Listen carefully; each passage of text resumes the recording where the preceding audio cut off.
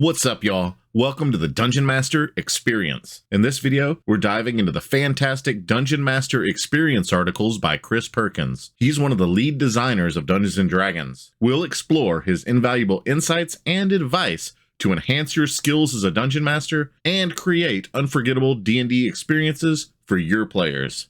This article is from April 21st, 2011, and it's called Best Villain Ever. Normally, I'd kick things off by describing some thrilling event or happenstance from my home campaign, but we're breaking format this week to bring you the 3 winning entries from the Best Villain Ever contest. Thanks to everyone who submitted an entry. When I began analyzing why I liked these particular villains, I realized each one was a textbook example of a villainous archetype. There's the villain born out of the hero's backstory, the villain hiding in the hero's midst, and the good-aligned creature turned evil.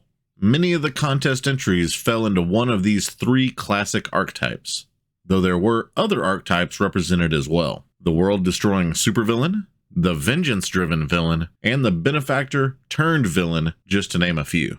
Are these 3 truly the best villains ever? That's ultimately for you to decide. I chose the villains that resonated with me personally. Had you been the judge, you might have gravitated towards different things. However, all the submissions did have one thing in common. Each villain was a deeply embedded element of the campaign, not just some disposable bad guy. Alright guys, so it seems like he's going to be showing us the 3 winning entries from this contest that happened over 10 years ago.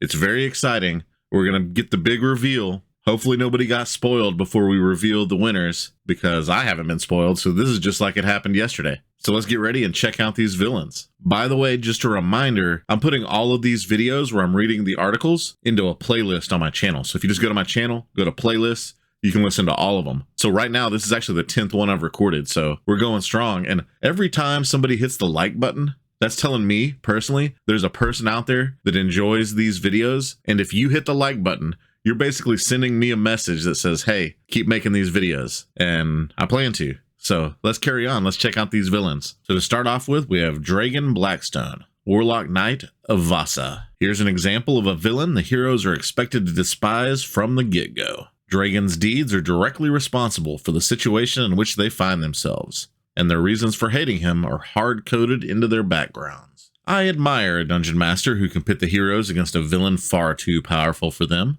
allow the villain to prevail without ending the campaign, and offer players the promise of sweet, sweet revenge. Dragon doesn't need a black hat or a white cat to get the hero's attention. The day the heroes finally meet Dragon on equal footing promises to be the high point of the campaign. Also, the Warlock Knights of Vasa are just plain cool. So here it looks like we have the actual submission that Bill Buchalter sent in from Indianapolis, Indiana. So let's check out what he sent in to win the contest. It says, Dragon Blackstone, Warlock Knight of Vasa. My best villain ever is from my home Forgotten Realms campaign. He is a Warlock Knight of Vasa named Dragon Blackstone. The players crafted backstories for their characters, and a couple of them made up stories that involved their homes being destroyed when they were children, but they weren't really specific about the regions they were from. I decided to make them from the mountains surrounding Vasa and tied them together by the common thread that their villages were all destroyed by Dragon. Their first run-in with Dragon was while they were still very low level, and he knocked them unconscious and left them for dead,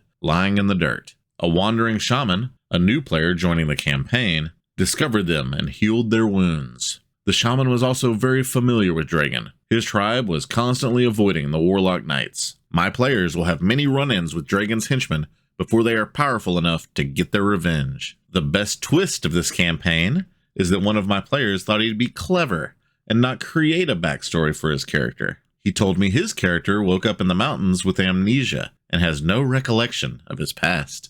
As the story unfolds, he will learn that he used to be one of Dragon's henchmen. And like I said, that's from Bill Buchalter from Indianapolis, Indiana. I like how all the players have their backstories tied in together by having the same villain that destroyed all their hometowns. Except for the one guy, of course, who turns out to be an evil henchman. But I think as the campaign goes on, what you're going to see is that the characters will form a bond of unity in their vengeance against Dragon Blackstone, Warlock Knight of Vasa. Let's move on to the next one and see what the next best villain ever is. The next villain is the Porter Who Might Be King, and that's from Aaron Scott from Sioux Falls, South Dakota.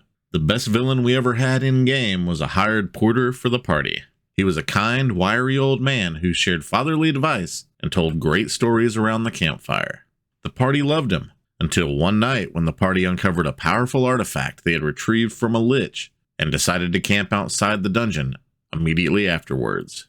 In the darkest hour of night, offering to watch over the camp while the party slept, the kindly old porter killed the PC with the artifact while he slept and disappeared into the night.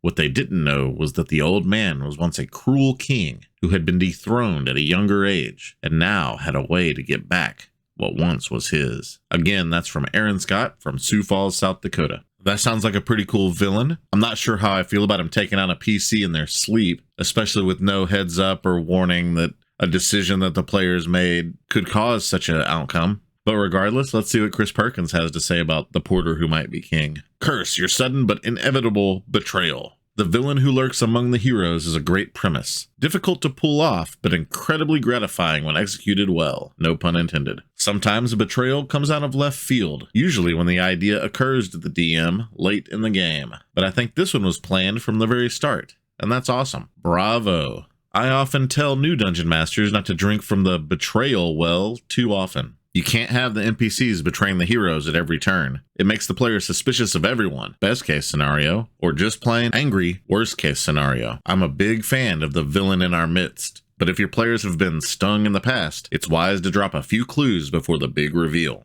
That way, when the players think you're screwing them over, you can point back to the clues and say, au contraire, or whatever they say in South Dakota. I absolutely agree with Chris here. The NPC tagging along with the group that inevitably betrays them is so overdone at this point that it's almost expected, and would probably be even refreshing when it doesn't happen. What I would probably do in my campaign is, instead of having an NPC in the party that betrays the characters, maybe having an NPC in town that the players interact with regularly drift towards the dark side, if you will. Maybe the innkeeper that they love chatting with suddenly starts hanging out with the wrong crowd, if you know what I mean. But as far as this villain that killed the player in his sleep, unless that was strongly telegraphed and caution was completely thrown to the wind against pretty obvious clues, then I think that's kind of a DM screw job, my opinion. But hey, to each their own campaign, to each, everybody's table is different. Maybe the players at that table loved it and exploded with laughter, and, of course you never know. Maybe they have a rod of resurrection in their backpack and the DM knew that and it didn't matter. But anyway, let's move on to the third best villain ever. Here we have Havoc the Betrayer. I like challenging players' expectations, and a classic D&D example is the evil-aligned metallic dragon. This isn't a new idea, but it's often overlooked. My campaign includes a polymorphing silver dragon with evil ambitions. He's not nearly as capable or dangerous as Havoc, and I confess that I've used him as comic relief on occasion. I recall the time when the dragon, as he was taunting the heroes with a villainous monologue, landed on a wooden platform that couldn't support his weight. That's what Chris Perkins had to say about Havoc the Betrayer. Let's see what was submitted by Aaron Scott, Sioux Falls, South Dakota. This little rascal won 2 of the 3 spots. That's ridiculous. I call shenanigans. Anyway, let's see what he submitted. So he submitted Havoc the Betrayer. The best villain we ever had in a game was a hired porter for the party. Wait, what? Wait a minute. Well, guys, it looks like we have a layout error here. It says Havoc the Betrayer is the title, but the text is the same text as the porter who might be king. Aaron Scott, same thing. So we just simply have an error here. So I guess we'll never know what was submitted for Havoc the Betrayer, but we can continue on with Chris Perkins' analysis of it. Havoc has the added virtue of being a monster as opposed to a 2-armed, 2-legged villain. Monsters are underused as major campaign villains, in my opinion. If a gold dragon can hold the hero's interest for multiple levels, or even tiers of play, imagine what could be done with an evil treant, hell-bent on purging the natural world of civilization, an iron golem imbued with the sentience and ambition of its evil creator, or a beholder crime lord. Havoc the Betrayer rekindled my desire to flip through the monster manual in search of the next big bad guy in my campaign, and that's why he made the cut. That's cool. I wish we could have read about Havoc the Betrayer, but the layout of this article is messed up, I guess, and we'll never know. But anyway, I agree with Chris here. Having a monster as a villain is something I actually like to do, and it's not something I neglect. I almost always have a dragon as a big bad guy, but that's obvious. But like he says here, having a treant that goes around trying to destroy civilization, or an iron golem that became sentient, those are actually really awesome ideas.